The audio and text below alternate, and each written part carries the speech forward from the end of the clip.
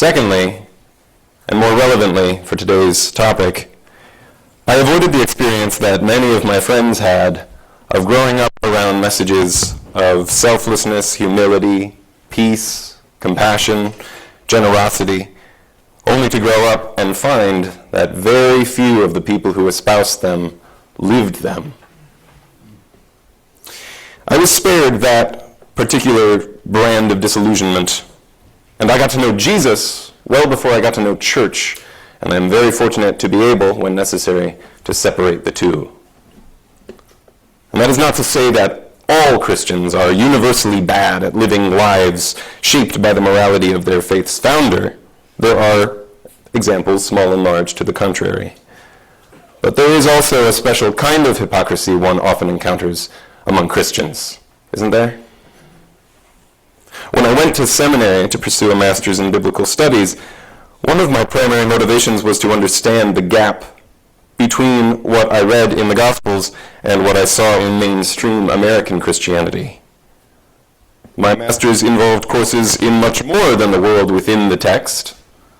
It was just as much about the world around the text, the history of interpretation and application of Scripture. And so, in time, through that study, I came to understand that the core root of the disembodied, domesticated, and ineffectual Christianity we so often see in our world stems from a single tenet of the Protestant Reformation. This is the doctrine of sola fide, which is Latin for faith alone. Simply put, it teaches that there is nothing a human being can do to achieve salvation.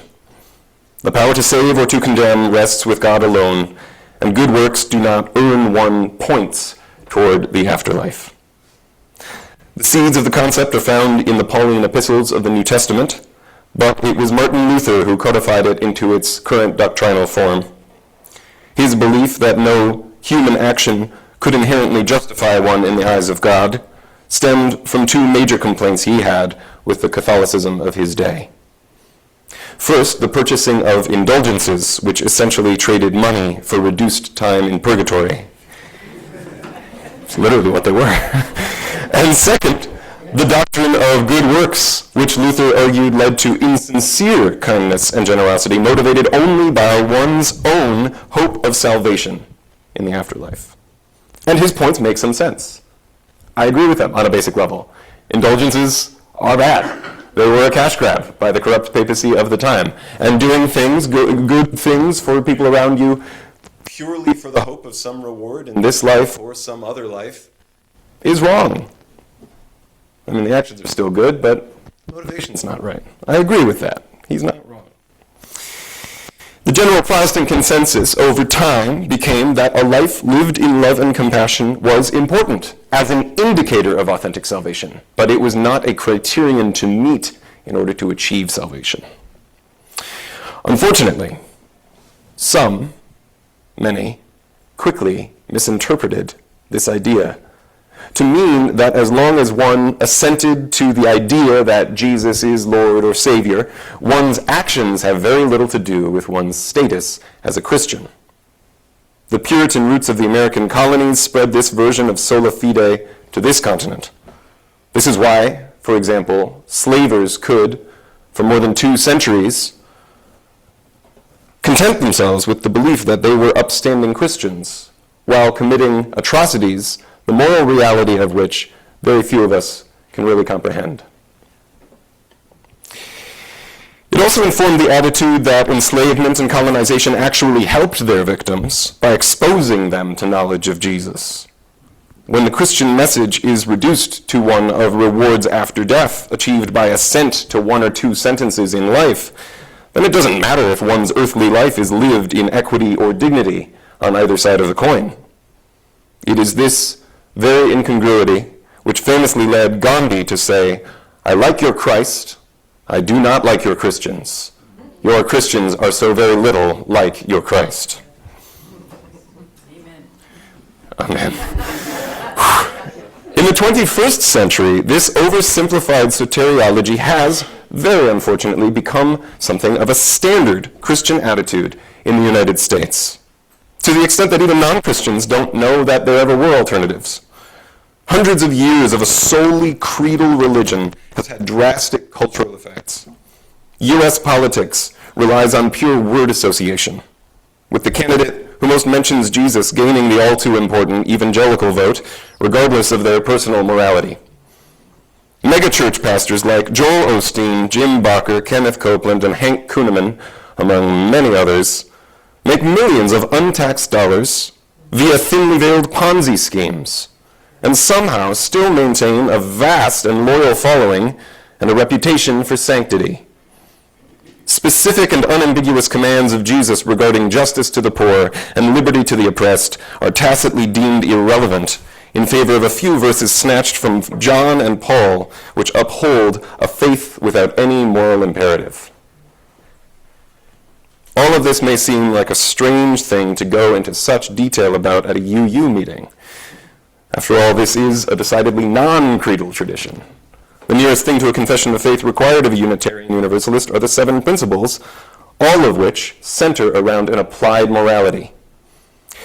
But I'd like to suggest, regretfully, that America's particular brand of sola fide has seeped so deeply into the national psyche as to make itself known in secular culture as well. As such, none of us in this country truly escape its effects, and it's worth understanding.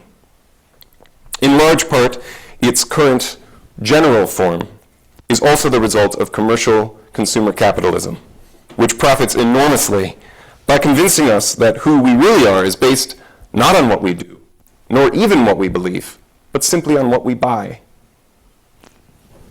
If we support this company and boycott that one, we can convince others, and sometimes ourselves, that we not only hold certain values, but that we do our part to reify them. The religious assumptions of early America primed our culture very well to accept these ideas. The socio-political sphere has seen these effects as well. A useful phrase has arisen in recent years to describe well-intentioned expressions of belief in a cause which do not manifest as action. This is virtue signaling.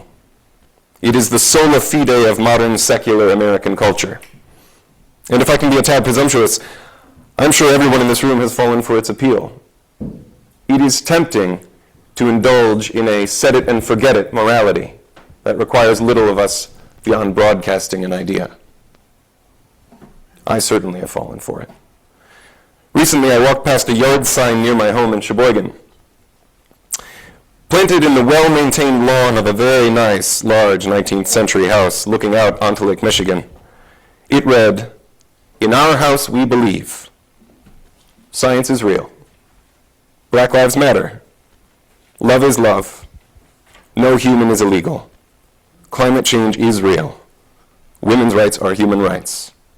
Kindness is everything." I'm not proud to admit that my first reaction, aside from being impressed by the sign's communicative efficiency, was to write off its messaging as empty words, what some might call slacktivism, even though I agree with every one of its assertions. My jaded postmodern mind immediately assumed that the owners of the sign, who I don't know, did nothing more with their purported beliefs than to put the sign up. Here, I am glad for one of Jesus' famous lessons. You hypocrite, first take the log out of your own eye, then you will see clearly to take the speck out of your brother's eye. I have come to realize that when I make snap judgments about people I have never met, and in this case never even seen, those judgments are almost always self-reports. My conscience was projecting its dissatisfaction with my own action, or rather inaction, onto other people. I believe, consciously and wholeheartedly, the messages which the sign conveys. But so what? What do I do with those beliefs? Do I live them? If not, can I really claim to believe them? Is intellectual assent to an idea worth anything if it doesn't become real? How do I make it real? I have, throughout my life, tried to embody the ideals I ostensibly hold, marching in demonstrations, voting as best the roster allows for policies I support, reducing my overall consumption, and totally eradicating meat from my diet in an effort to curb my personal carbon output. And I went to seminary so that I can argue against conservative evangelical talking points from the standpoint of religious scholarship. But has any of it actually accomplished anything? To what extent am I self-soothing? Or even worse, self-deluding?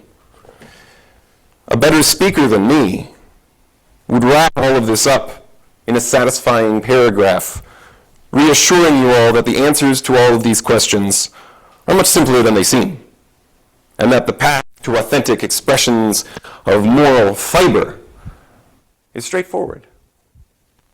But that's exactly the type of reductive, complacent self-assurance that I'm trying to challenge today.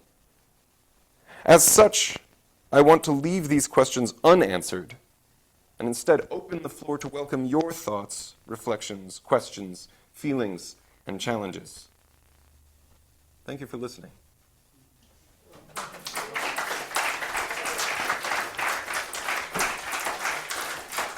Has anybody got any thoughts? I've got plenty of time for dialogue and huge interest in it.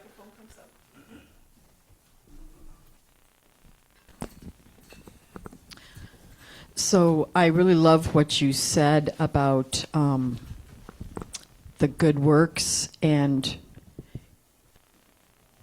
I can't remember exactly what you said, but everybody here knows this. I'm a kind of a beating drum, but my twin sister is a evangelical Christian, and she once told me that her biggest priority or her only priority or something like that was to make sure she got to heaven. And I told her, that's about nobody but you.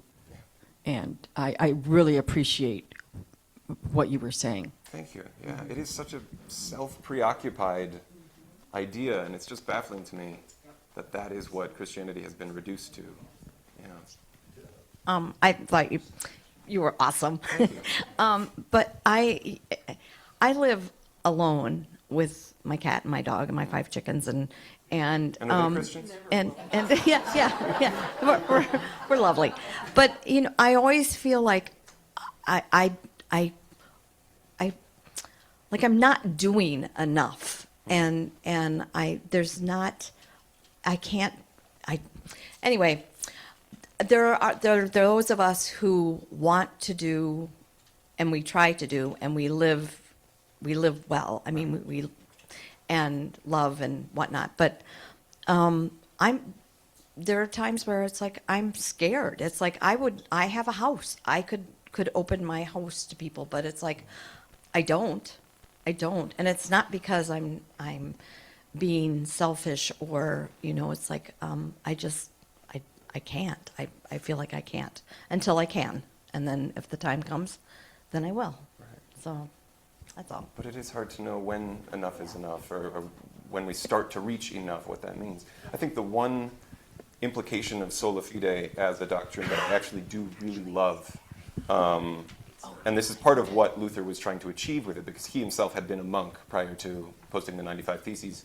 He was so self-preoccupied with, am I doing enough? Am I inherently wicked and evil? Am I so awful?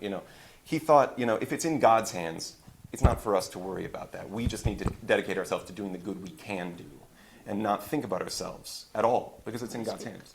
And so I think the aspect of it that I do appreciate is realizing that we'll never be able to do enough, because there will always be more to do. We have a limited capacity, and maybe we're not quite reaching that capacity. But as long as we're not doing nothing, we're doing something. And it's not really for us to measure. One of our online participants, Ash, would like to speak. Hello. Hello. Thank you for your talk. It was nice to hear a perspective who's on the other side of things. Raised Catholic family, all that stuff. And I'm just looking at the Christians on the other side, because I read the Bible all the way through more than once, when I was into that. And I'm just like, oh, like immigrants, like they don't deserve what we have. It's like there is literally a couple Bible verses for that. Whole book. Like, Yeah. I was hungry and you gave me no meal. I was thirsty and you gave me no drink. I was homeless and you gave me no bed. Like, yeah, real Christian there. To just be like, oh, they aren't me. They aren't who I care about. So screw them. Right. Like, Right. like, A few years ago, I was studying religious education at Aquinas College in Michigan. And it was great, you know, ecclesiology and all of the rest of the stuff. And one day, two theologians got together, and they were bantering back and forth. And the one said, you know, it's a good thing that Jesus was real, because if he wasn't, we'd have to invent him. And the other theologian said, isn't that what we did? This morning, I was listening to the car radio on the way over here. And I don't know what church he or she belonged to, but preaching. And it was Jesus, blah, blah, blah, blah, blah. God, blah, blah, blah, blah.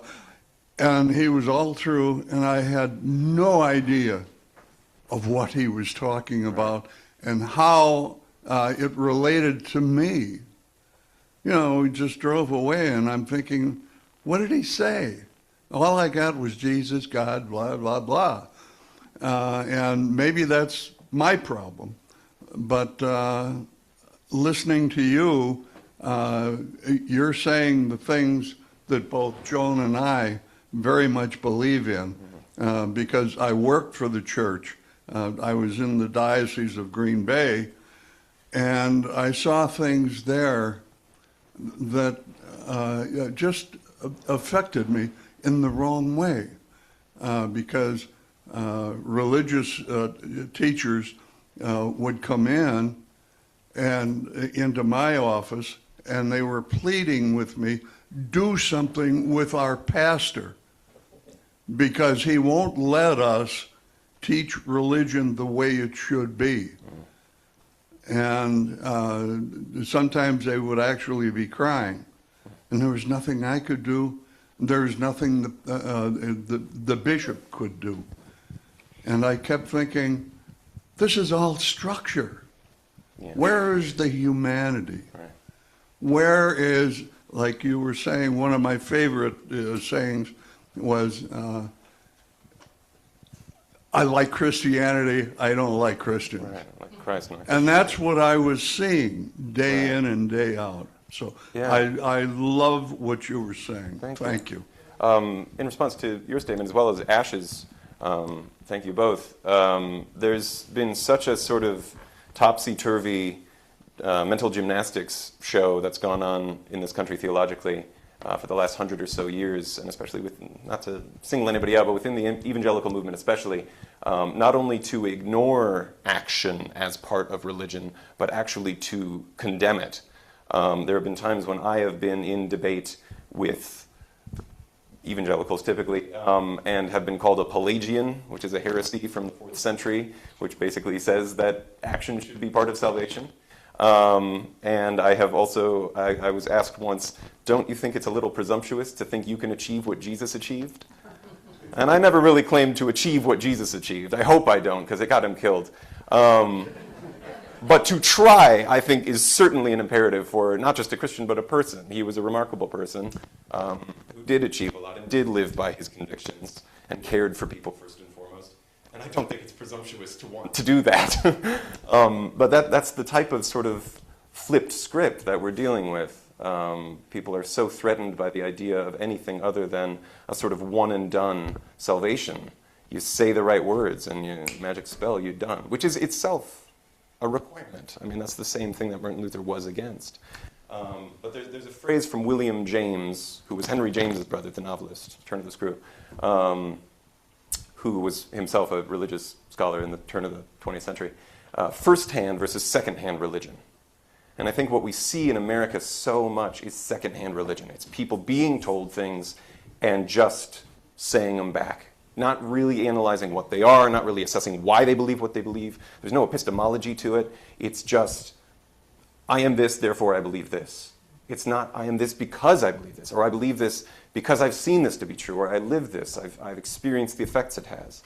And that's first-hand religion, and I think that's kind of what you were getting at. The pastor was trying to keep everybody down in this second-hand sphere, and they were yearning to break free.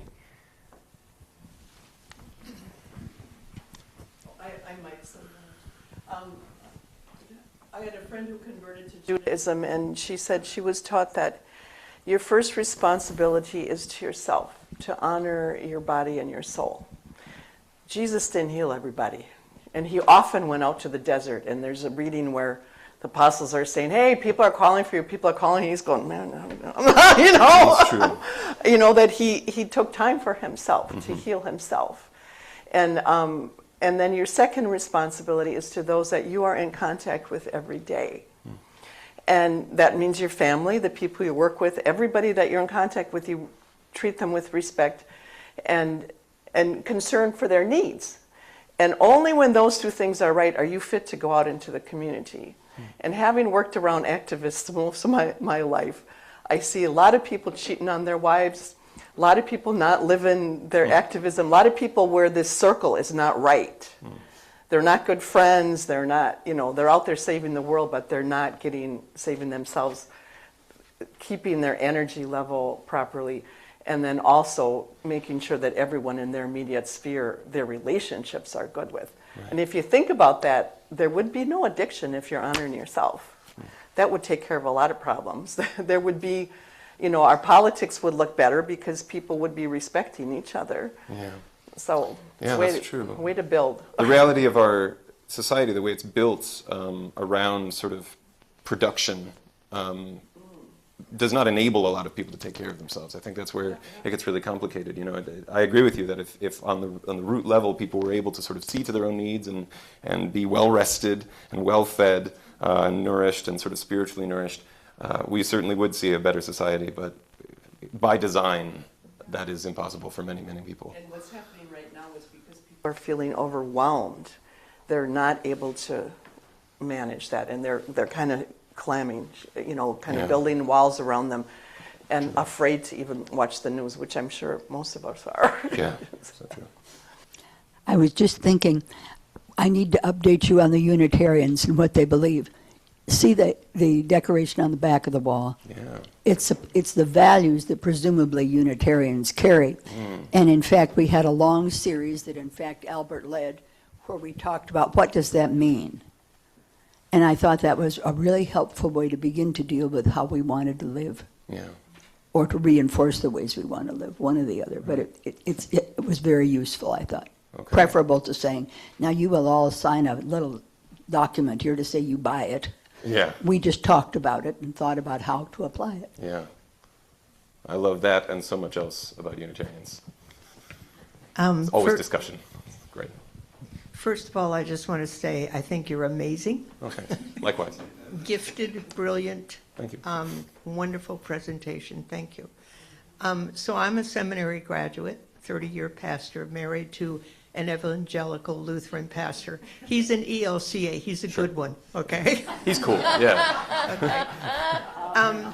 But, you know, one thing I've learned about this entire American Christian faith is that you may be a mainline Christian. You may not be, you know,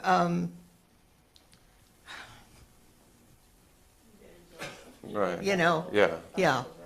And you go to a seminary and you ask the hard questions and you get taught the hard answers and you get set on fire to go out and give the message of the gospel. Yeah. And then you go into the church. and you basically get gagged, Yeah. okay? Yeah.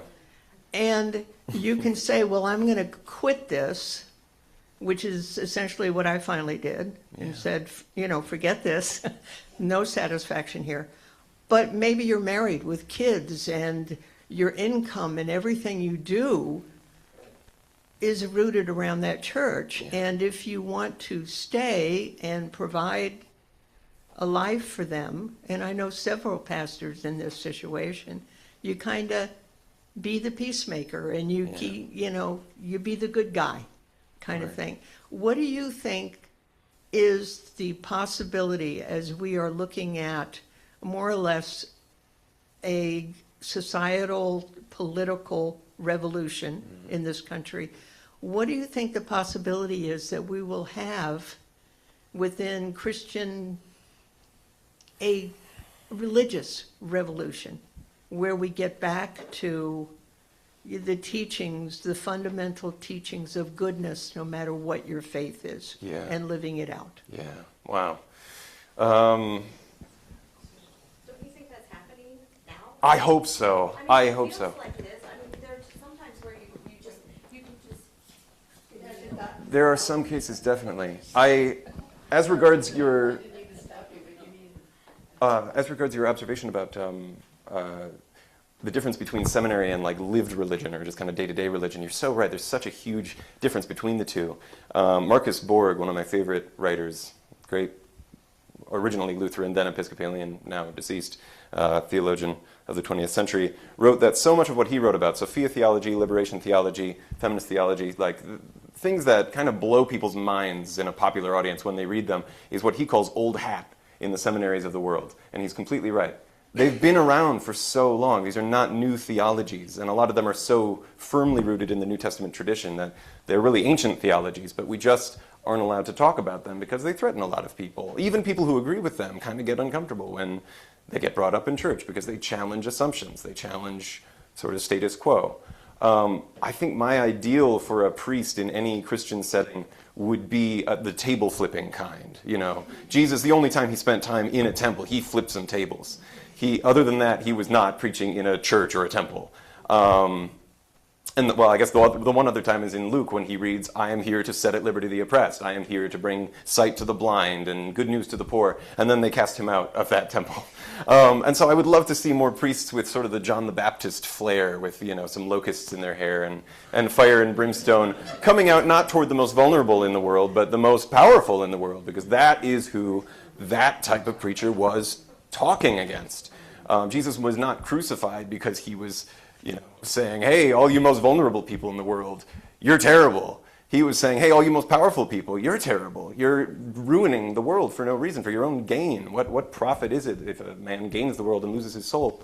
You know, that's what got him killed. And so as much as I don't want to see any preachers killed, I do want to see more preachers putting something at risk. I want to see more preachers with energy and fire in their lungs directed where it should go. And I see a little bit of that, but not nearly enough. The people with the most energy and the most virulent following are the ones who are shouting at exactly the wrong people. And that, so at least for now, and hopefully not for much longer, is what is still mainstream. Yes, what you just said about what's taught in seminary, I've just been taking some classes through Lifelong Learning Institute, and there's a wonderful lady, I always forget her name, who teaches some biblical history and scholarly studies. It's been fascinating. And some of these subjects came up about the insight in terms of behavior and spirituality and belief. And some of them, I asked her one time, I said, wait, do you mean to tell me that every person that goes through, or most people that go through these seminary classes, go to seminary, are told these things? And she said, yes, everyone, she herself. And I said, no. I mean, it just blew, I can't tell you, it just set me back on my mental heels, because she said, yes, these things are discussed, these are analyzed, and yes, they know these things. This is standard stuff, yeah. But I said, I've never heard him say it. And she goes, yeah, that's the problem. You know, and it was exactly what you're saying, that, they are taught these things. The other thing I wanted to point out is just about every quote-unquote practicing Christian that I have talked with say that if you don't believe in the divinity of Christ, you're not a Christian. That's number one. That's the number one requirement. If you believe that Christ was divine, then you're a Christian and you'll go to heaven. Wow. And I would ask him, I said, I believe he existed, and I believe he did the things that he did, but I personally don't feel that he's any more divine or in touch or a part of the whole spiritual existence. And the response is always, then you're not Christian. And I'm like, okay, then I'm not Christian. But it seems like, what a simplistic thing to do. Right. The concept to have. You have to believe in that one thing, and God's going to love you. Yeah, I mean, again, I'm baffled that that's what Christianity has become. Several things come to mind. The first is that it's not for anybody to say who's a Christian and who's not. That's the Spanish Inquisition tried that, and they were, evil. The second is that Jesus himself famously said, "Not everyone who calls me Lord, Lord will enter the kingdom of heaven, but those who do the will of my Father." I doubt if the will of his Father was nothing other than to proclaim him divine. I think that's just a very reductive view. And the third is that somebody calls him good teacher at one point in Mark, and he says, "Why do you call me good? No one is good except my Father in heaven," implying some difference between him and God. So these things have always been debated. You don't need that. You're not a biblical literalist, neither am I. I don't need to reassure you with it, but those people don't know what they're talking about. On top of that, it tends to be the same demographic of people who think that, for example, Thomas Jefferson was a devout Christian and that therefore America is a Christian country, when Thomas Jefferson was very firmly against the idea of the divinity of Jesus. He was also a bad person, but, I mean, if they think he's a Christian, they got another thing coming. In some ways, he was a bad person. Yeah, right. We're all mixed bags, aren't we? Isn't that the glory of being alive? But, right. He was not a successful Christian by my metric. But again, it's not for me to say. Yeah. Yes. Karl, I appreciate the fact I'm over here. Oh, hi, yeah. Sometimes hard. Yes. So I appreciate the fact that you mentioned that you were brought up non-Christian, so your views weren't tainted. So one, I'm kind of curious what brought you around to Christianity, like how old were you and what was that catalyst? Number two, I have a 13-year-old son who is in a similar situation. He doesn't affiliate himself with God, with Christ, with religion, and I'm okay with that. I'd be okay if he's an atheist his entire life, as long as he's nice to other people, right? And he knows that. That's my rule: be kind, be nice, and then he'll do just fine. So, how old were you when you came around to Christianity, and what was the catalyst? Yeah, many of you, I think, have met my mom. She's spoken here as well.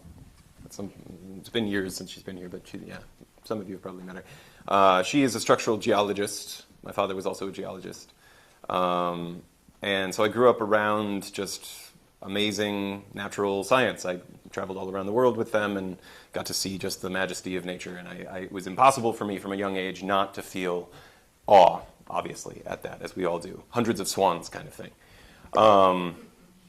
And as I aged into middle school and high school, I really took it upon myself to learn as much as I could about natural science. I was less into the geology and more into the kind of botany and zoology.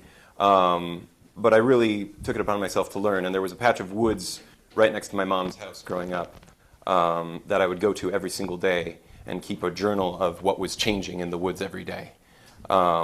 Just something I did for myself. I enjoyed it a lot. I would take note when a certain tree fell, and I had a really clear mental map of every gradual change. And so I witnessed over the years of my high school the carbon cycle kind of in real time. And I became fascinated by the cycles of death and decay and then rebirth, feeding, carbon, phosphorus, nitrogen, oxygen, all kind of coming back out of the soil and feeding things. And I did not put it in terms of reincarnation or resurrection at the time, but it felt like a stirring of some sort of new life and true life beyond just the day-to-day life as lived.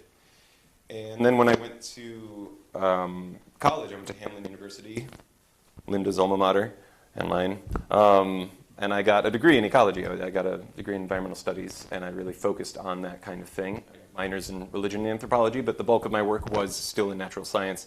And the more I learned about it, the more I kind of realized that as much as I could quantify and record everything I witnessed in the woods, every natural process that I saw could be turned into numbers. That's what science is. That's the beauty of it. There was always going to be something beyond it that I didn't feel I could quantify or explain or even put into words. I couldn't even qualify it. And so it was that awe that I really felt that led me to start exploring religion in general. Quakerism was sort of my first port of call, but I became dissatisfied with just kind of being in my own head because I was already enough in my own head. And then I met a Methodist pastor named Mariah Tolgard in St. Paul, who was Harvard educated and just a really fantastic, thoughtful Christian and scholar. And she sort of pointed me toward progressive theology and sort of deconstructionist biblical scholarship.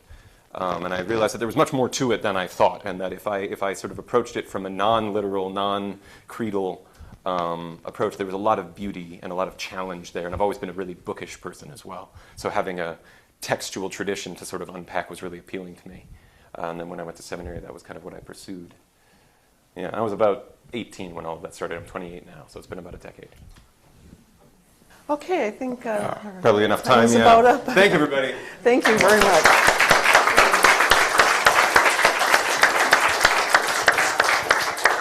Maybe we could explore the idea of having Karl come to lead some discussion groups sometime. It would be, I would really like that. Okay, we have our closing hymn, number 159, This Is My Song.